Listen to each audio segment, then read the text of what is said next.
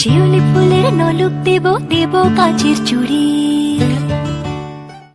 Hello guys, সবাইকে Rumi lifestyle ব্লগে স্বাগত। আজকে আমি তোমাদের শেখাবো পাঞ্জাবির ওপর কলকা। তো প্রথমে ক্যামেল কালার নিয়ে নিয়েছি আমি, কালো এবং হলুদ, এবং পাঞ্জাবির ওপর পাঞ্জাবির ভেতরে একটা কার্ডবোর্ড নিয়ে রেখেছি যাতে পাঞ্জাবির পিছনে পোর্শনে যাতে রঙটা না লেগে যায়।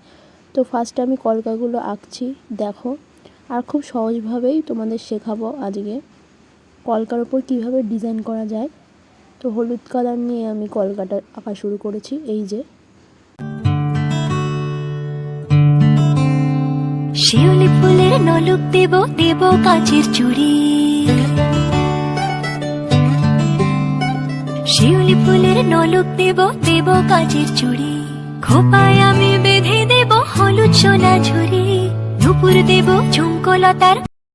এরপর আমি কালো রং দিয়ে কলকার ওপরে ডিজাইন করব। আর হ্যাঁ, ডিজাইনটা পুরোটা দেখতে থাকো, ফাইনাল লুকটা কেমন হয়। এই যে কালো রং দিয়ে কলকাগুলো করছি।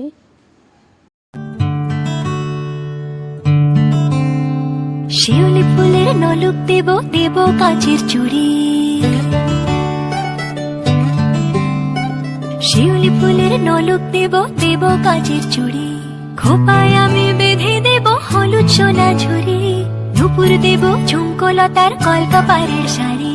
শালুক ফুলের মেঘ মলুকে হাওয়ার টানে গাড়ি। ও কাশফুলের ওই দুধ সাদা রং আকাশ বুঝি সাজে।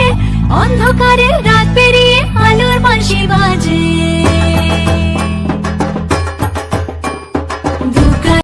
এবার তোমরা দেখো ফাইনাল লুকটা কেমন হয়েছে। এই যে শিউলি ফুলের নলুক দেব দেব কাচের চুড়ি।